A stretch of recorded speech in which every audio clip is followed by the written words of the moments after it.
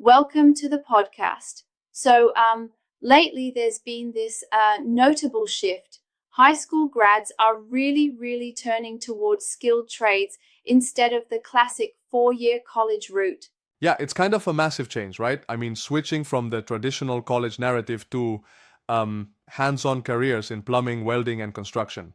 Exactly. And what's really striking is that as of 2024, only about 63% of recent high school grads are enrolling in college, which is the lowest in like over 3 decades. Mm-hmm. Meanwhile, vocational programs are booming with a jump of like 16% in community colleges targeting trades.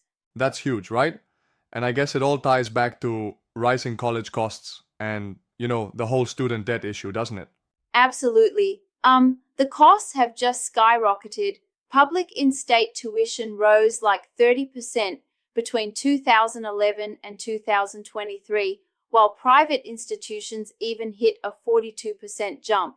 And then students end up, burdened with tens of thousands in debt. Yeah, No surprise these grads are looking for an alternative. and it's not just numbers. When you get into the details, the stories really stand out.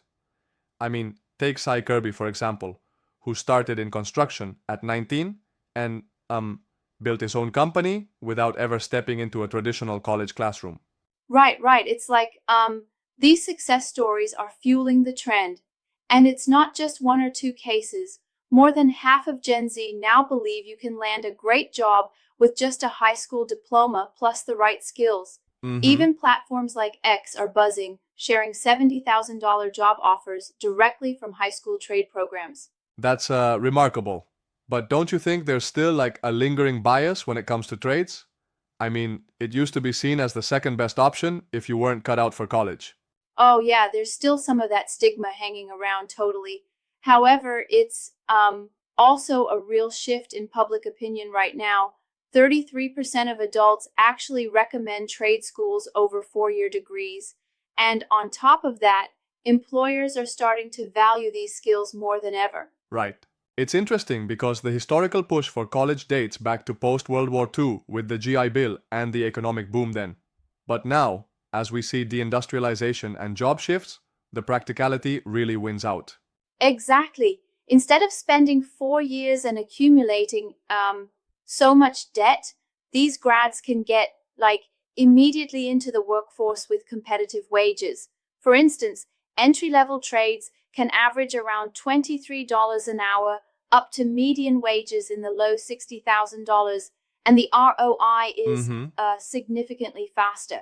I mean, how often do you see someone being able to start working a trade in less than 2 years versus the endless years in college, right? Totally.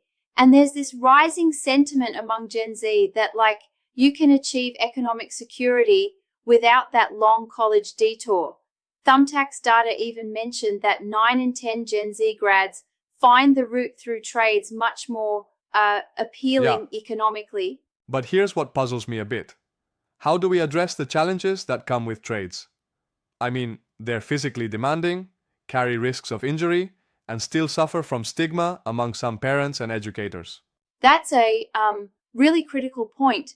The physical demands and potential for burnout, plus the gender imbalance, those are issues. And even though trades are getting a much needed reputation makeover, there's still that challenge of like ensuring quality training across the board. Mm-hmm. Yeah, and it's also about, access. Not everyone has equal opportunities to get into these programs, even if they promise good jobs and quick earnings. Definitely access barriers are real, but what's interesting is that there's also a strong governmental and private push to remedy that, especially with initiatives like the 2021 Bipartisan Infrastructure Bill. This bill is trying to create thousands of jobs in trades, sort of blending education and work like the apprenticeship systems in Germany and Switzerland. Right. Speaking of apprenticeships, it's fascinating how they're evolving. I mean, apprenticeships grew like 30% from 2019 to 2024, and now they've even started to cover fields like IT and finance, not just construction. Yup, it's like there's a real diversification happening. Even though traditional trades like welding and plumbing are still massive players, we're now seeing IT and tech-related trade skills coming into focus. This is stimulating the whole labor market in a balanced way, skills that are immediately Mm-hmm. applicable. And that brings us back to why so many are opting for trades.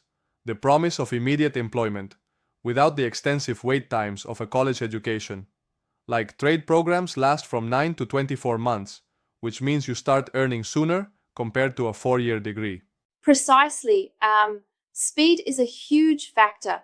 The economic downturns, like during the pandemic and after the 2008 crisis, have really scouted out the vulnerabilities of degree-dependent employment.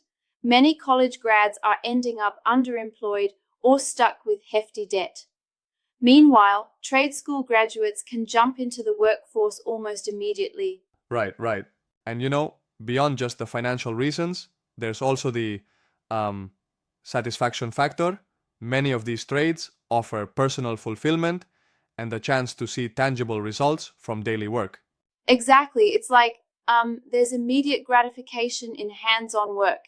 You're building, repairing, or creating something you can see and touch. It's very different from, say, crunching numbers in an office for years. Mm-hmm. It's really a paradigm shift from the classic promise of upward mobility through a college degree to a more pragmatic route that many now find more secure and meaningful. And let's not forget the role of social media and influencers in this. Mike Rowe, for instance, has been a major advocate for trades and blue-collar work. His segments on Fox News and presence online helped break down those old, rigid views of what constitutes valuable Yeah, for work. sure. Absolutely. His messaging, along with other voices on platforms like Twitter, have helped normalize and, frankly, celebrate skilled trades. But I wonder though, do you think that over time, these trades will be able to, you know, entirely shake off the lingering college is the only way mentality? That's a tough one. I think while the momentum is definitely leaning towards skilled trades, societal change is gradual. It's like the historical emphasis on higher education has deep roots. But as these success stories multiply and as the economic benefits become undeniable, the shift may very well become the mainstream path. Mm-hmm, I see. That's fair. And it's not just about mindset, there's an infrastructure needed too. More funding, better training programs, and efforts to make these fields more accessible to um, a diverse population are all crucial. Totally agree. The concerted effort from policymakers and community programs can really help bridge those gaps. For instance, vocational programs have seen significant growth. Construction trades alone have soared by 25% since 2018. That's a clear indicator of the shift in workforce needs. Right on. And what's really exciting is how this trend can potentially level playing fields in the workforce. With lower initial costs and quicker returns, trade careers can offer opportunities to many who might otherwise be sidelined by the high costs of college.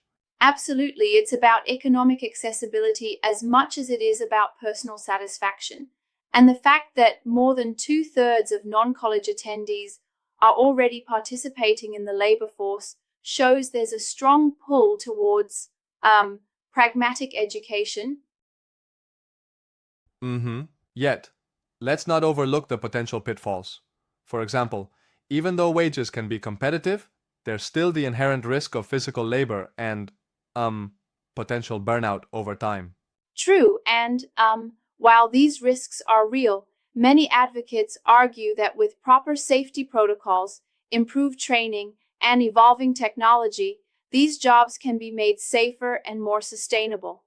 Also, the trade culture itself is evolving.